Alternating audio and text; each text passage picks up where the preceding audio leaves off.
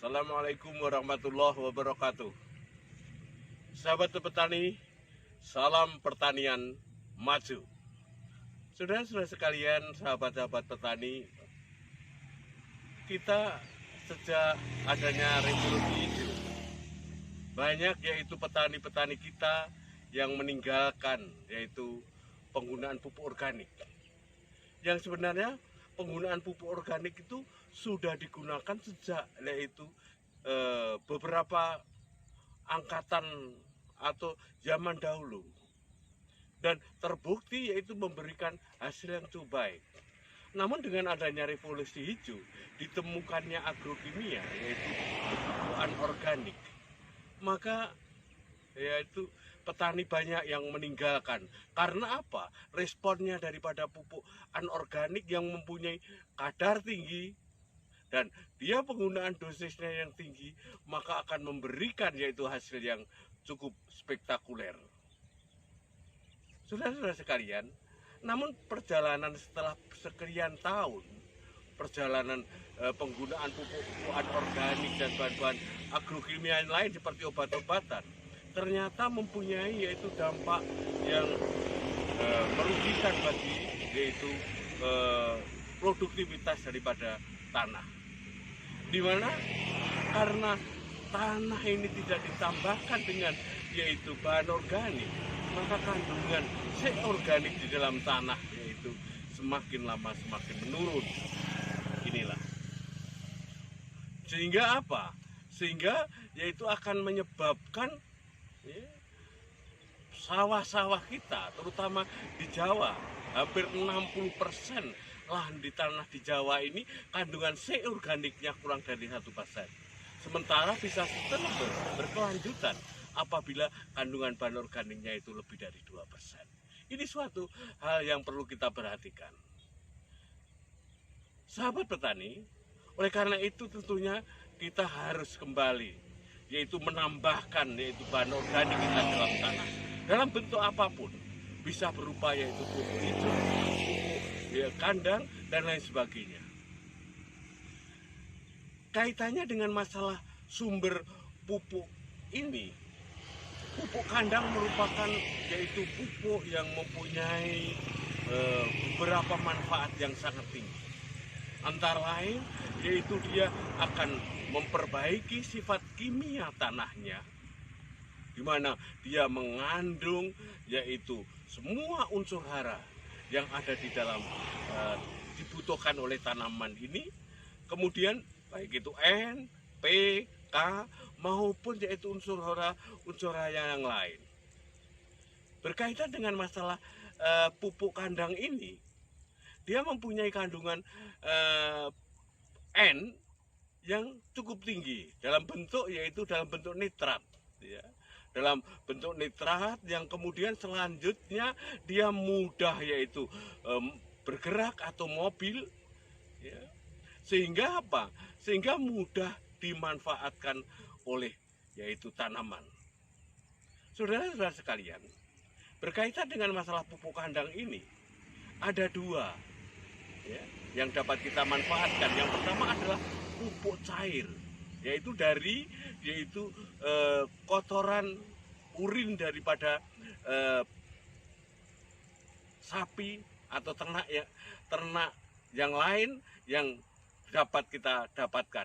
Umpamanya untuk sapi itu sekitar yaitu pupuk cairnya itu per hari itu bisa 8 sampai 10 liter. Ini kandungan N-nya cukup tinggi yaitu 1%, P-nya yaitu 0,5%, dan K-nya adalah tinggi 1,5%. Ini oleh karena itu pupuk cair daripada sapi ini yaitu bisa kita manfaatkan, yaitu kita kocorkan di dalam tanah, akan memberikan yaitu tambahan unsur hara yang tinggi. Di samping itu yaitu yang sudah banyak kita kenal yaitu mengenai pupuk kandang dalam bentuk padat, yaitu kotoran hewan ini, ya, kotoran padat yang ini untuk satu harinya yaitu bisa menambah, memberikan yaitu 20 hingga 25 kg per harinya. Maka cukup tinggi. Apabila kita lihat kalau bisa menambahkan 20 sampai 25 kg, maka kalau dalam 3 bulan dalam satu musim tanam ya, itu bisa terkumpul yaitu pupuk padat ini sebesar ya lebih daripada 2 ton, katakanlah 2 ton. Dan ini cukup baik ya, digunakan yaitu untuk menambah di dalam sawah kita ya. Dosis pupuk kandang yang biasanya diberikan oleh petani yaitu ya kurang daripada 2 ton, ya sekitar 2 ton per hektar. Ini sudah baik ya. Beda kalau dengan digunakan untuk sayuran ya, maka dia membutuhkan yaitu pupuk kandang biasanya dengan pupuk kandang yang tinggi yaitu sekitar 25 ton per hektar dan lain sebagainya. Saudara-saudara sekalian, oleh karena itu dengan 1 hektar kemudian dengan 1 sapi yang dalam waktu 3 bulan 90 hari dalam musim tanam, untuk musim tanam berikutnya bisa yaitu kita terkumpul 2 ton, dan ini sudah baik.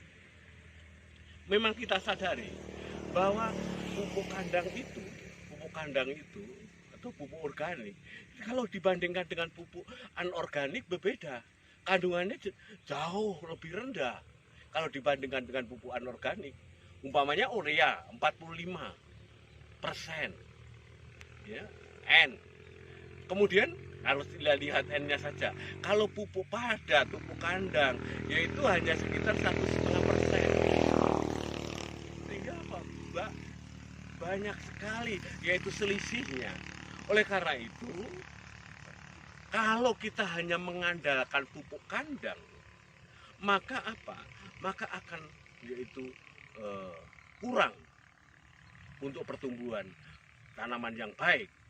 Maka biasanya yaitu kita gunakan yaitu pupuk kandang dan juga yaitu menggunakan yaitu pupuk anorganik untuk menutup kekurangannya itu.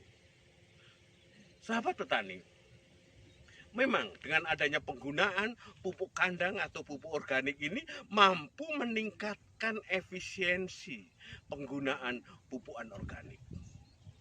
Ya memang bagus kalau kita bisa yaitu full organik. Namun tadi saya katakan karena kandungan haranya tidak seperti pupuk anorganik, maka masih perlu ada yaitu tambahan atau semi organik.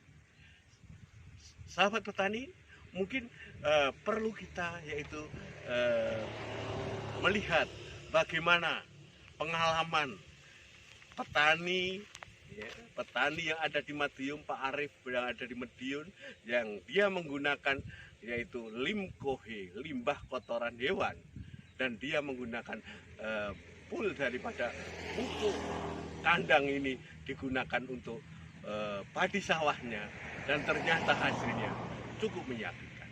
Marilah kita temui yaitu Pak Arif. Terima kasih. Saudara sekalian, ini saya dengan Pak Arif di Madiun. Ini dia telah mengembangkan hutan organik yang cukup baik. Kelompoknya limbah kotoran hewan dia dimasukkan. Nah Pak Arif, pertama kali Pak Arif mempunyai ide ini gimana? Iya, jadi setelah saya gagal dalam menanam padi, karena 1 hektar hanya dapat 3 ton, sedangkan pembiayaan waktu itu 47 juta dan saya hanya dapat uang 10 juta. Dari situlah saya bangkit, saya meninggalkan semua kimia, sehingga saya kembali ke alam. Saya memanfaatkan kompos sapi, kotoran sapi, dan kencing sapi. Dan alhamdulillah sekarang ini saya hanya mengeluarkan uang 10 juta, tapi hasilnya 47 juta terakhir kemarin dari lahan satu. Ya, ini. Nah inilah makanya saya banyak berharap petani-petani mulai kembali ke kompos dan kencing sapi. Jadi Jadi untuk penghasilan bersih itu sekitar sekarang per hektarnya 36 juta 36 juta sekali panen.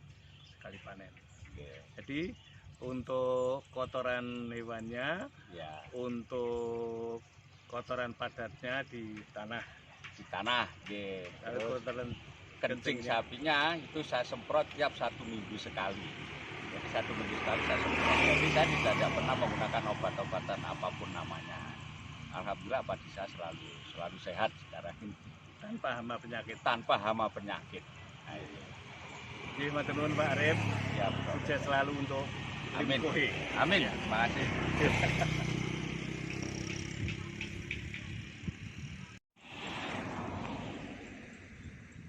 Sahabat petani, ini pengalaman yang cukup baik daripada Pak Arif yang dia menggunakan pupuk kandang sapi untuk usaha pertaniannya. Ternyata cukup menjanjikan.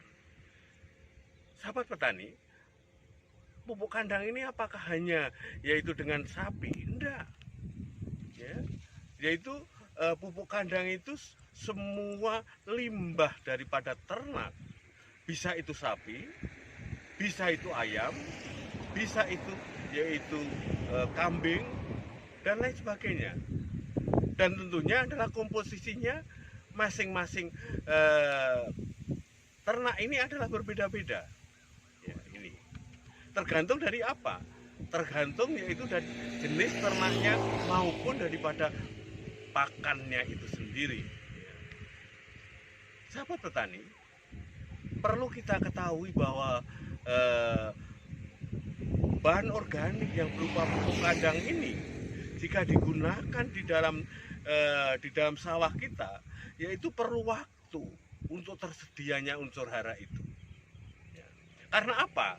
Karena unsur-unsur hara di dalam pupuk kandang ini dia dalam bentuk senyawa organokimia, umpamanya N dalam organoprotein, kemudian dalam asam humat, kemudian asam sulfat dan lain sebagainya. Ini. Oleh karena itu yaitu perlu adanya yaitu suatu proses perombakan. Biasanya apa? Biasanya petani mengumpulkan daripada kotoran ini 1 sampai 3 hari. Nah, kemudian setelah dikumpulkan, kemudian ditumpuk, dan untuk mempercepat daripada ketersediaan unsur hara yang berada di dalam pupuk kandang ini perlu yaitu ditambah yaitu mikrobia pendekomposer. Sahabat petani, tadi sudah saya terangkan bahwa untuk pupuk kandang cair ini biasanya kalau tidak kita itu namanya alasnya ini tidak dengan baik akan terbuang. Oleh karena itu biasanya yaitu alasnya ini adalah umpamanya plester dan lain sebagainya, kemudian ada jerami, maka air kencing urin ini dia akan meresap di dalam jerami, sehingga pupuk kandang padat ini beserta jerami dari sebagai alas kandangnya itu sendiri, maka kita kumpulkan dalam tempo waktu tertentu, ya, maka akan terdekomposisi, akan tersedia udaranya. Sahabat petani, memang keuntungan daripada pupuk padat ini adalah sangat besar sekali. Pupuk organik itu manfaatnya besar sekali, baik dalam perbaikan sifat fisik, kemudian perbaikan sifat kimia, dan juga sifat biologi di dalam tanahnya itu. Khusus untuk pupuk kandang, yaitu pupuk kandang sapi, ini dia mempunyai kadar serat yang tinggi, ya. Dan dia mengandung C yang cukup tinggi. CN rasio daripada pupuk kandang padat ini, ya, kandang sapi ini, yaitu sekitar 40-an. Ya. Oleh karena itu, ya tadi saya katakan, maka dia perlu adanya yaitu proses untuk adanya terdekomposisi. Maka untuk mempercepat ini bisa dilakukan dengan menambahkan yaitu mikrobia pendekomposer. Ini penting. Pupuk kandang sapi dengan pupuk kandang yang berasal dari kuda, ya, ini mempunyai dari ayam maupun dari